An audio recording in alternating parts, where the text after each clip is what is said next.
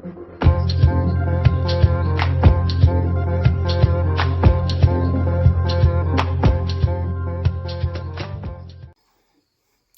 everybody, I'm going to be trying a new recipe for, well, there's actually a couple of different units that you use. There's the cooking blender that is new, and also the rock crock Dutch oven.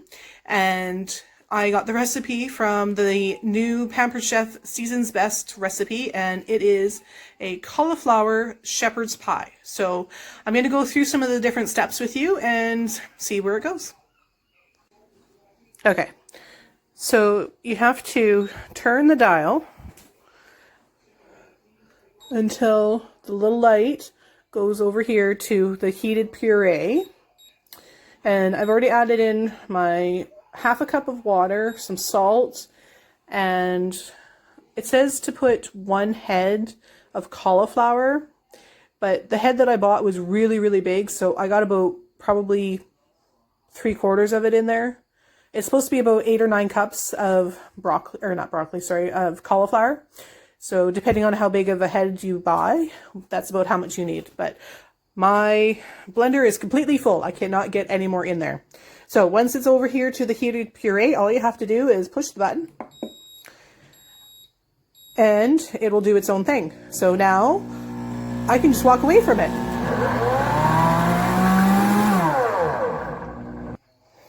Alright, so this is the recipe. So this is hopefully what it'll look like when it's all done.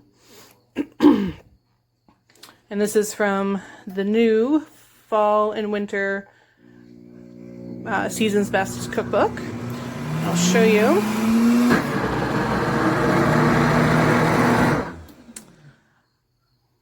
Our puree is doing its thing. And it is getting hot. There's steam up here on the vented cap. So when this number here is the temperature, so when that gets up to, I'm not sure, I think it's 212 or so for the heated puree. It said it at the beginning, but I forgot what it said. So I got my rock crock on the stove, and don't worry about the smoke. I had a little bit of something on my burner. So that's what that is. It's nothing to worry about. I got the herb and onion slow cooker seasoning. So there's 2 tablespoons of that in there, and I'm going to use my mix and chop, which the kids put away dirty, sorry. Just a little bit of carrot on there. So the mix and chop, and this is great for cooking any kind of hamburger.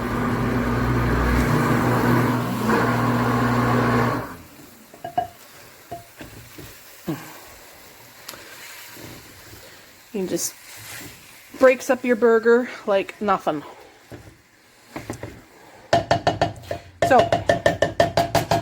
I'm gonna let that cook and I will come back. Alright, so I have what's called a veggie stripper, and I'm using that to grate my carrots. So they're nice and big, but not too difficult.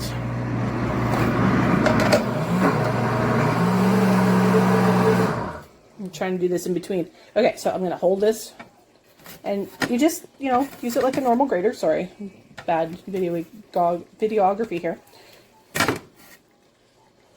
Okay, and this is plastic, so if you have young kids in the kitchen cooking with you, they can use this and you don't have to worry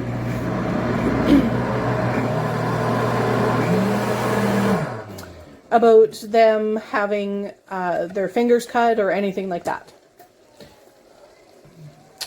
And the thing that I really like about this veggie stripper is that it's super fast, because you can also go on the back stroke as well as the front stroke. So it's like double time grating. Now our puree is just about ready, and as you can see, well, it was bubbling up, because this is a actual cooking blender. So what that means is that there's actually a heating element in the base of the pitcher and it heats. It's not just a friction where it warms up the stuff inside. It actually cooks. Right, so this is the other thing that I'm going to add to the shepherd's pie, and I'm going to put the enrichables. They're new. They come out in October, but I wanted to tell you guys about them now because they're pretty awesome. There's two different ones in this box. There's the kale and fiber, and then there's the pea protein that are separate. This is the package of the kale and fiber. And it is just vegetables that are dried and ground. And they are not a meal replacement. They are only to kind of enhance the foods that you're making so that they have more nutrients, more protein, more fiber. So I'm going to add these in to my beef mixture. I've sprinkled it with flour after I drained off all the fat and any of the liquid that's in there. And I've got my carrots all grated. So I am almost ready to get it all put together into the oven. Okay, so I've got my helper with me. So I have a 1/4 cup of tomato paste. Whoop. Oh no! Oh, no. That wasn't supposed to happen. Anyway, sometimes mistakes happen. These measuring cups are great because you just fill it and then plunge it and scrape it off. And done. So in this is my beef broth, the tomato paste now, and also Worcestershire sauce, or however you pronounce it. So just have to mix this up as best as I'm able.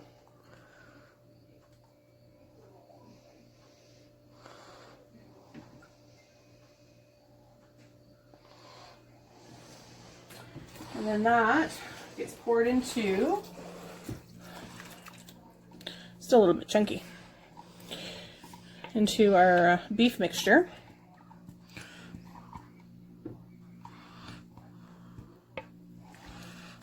So I'll give that a quick stir. So that's going to be our gravy mixture when it's all cooked and ready. And then I need 2 cups of frozen peas.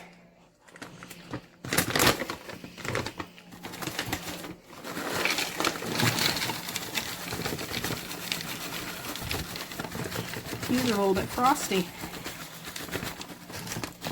That's all right.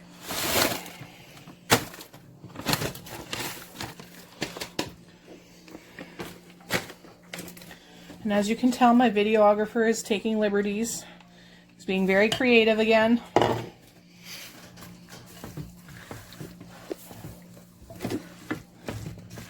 I'll just give that a mixture.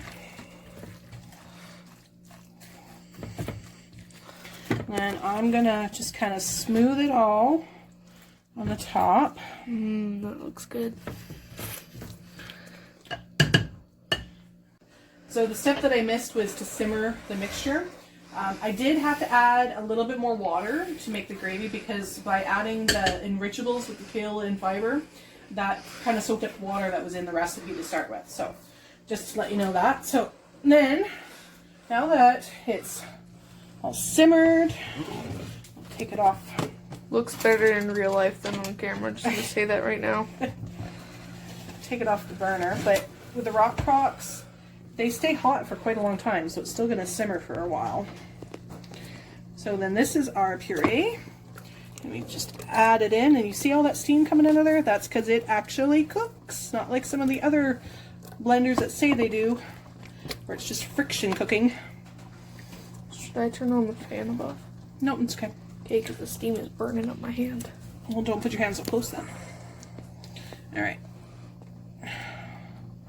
Almost got it all.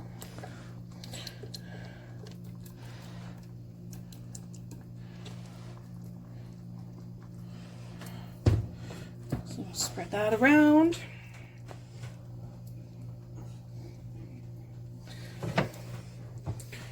And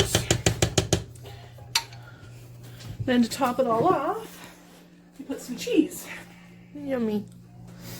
Now the recipe calls for marble cheese, cheddar cheese, but I have marble cheese because that's usually what I buy. Because I like to see the different colors with the white cheddar and the yellow cheddar or orange cheddar or whatever. Alright.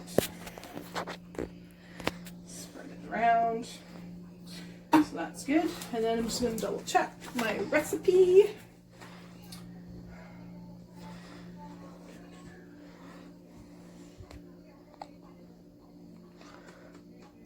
So it says to broil for 3 to 4 minutes or until brown. And then that's it. Looks good. Alright. Don't go in my oven. What? Okay, I'm going to put that in the oven on broil. And the Rock Crock collection has no problem going in the oven on just regular oven temperatures or on broil. Timer for 3 minutes, and that's it. So the next step is cleanup. With the cooking blender, all you have to do is add half a cup of water, 2-3 drops of dish soap, and turn it on to the heated wash cycle, and it comes clean very easily. There's no scrubbing usually. There's just wipe it out sometimes around the rim, and it's done. It's clean.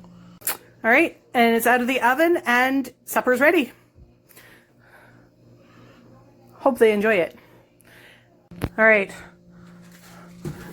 You like mashing it all up on your plate, do you? Mm-hmm. And you're eating it with spoons. Yes. I'm not the one who put this onto the table, so. A fork. So, how's it taste, Carter? Good. How's it taste, Cole? Hot. Good. Yeah, it's going to be hot. Does it pass muster? Hmm? What? What?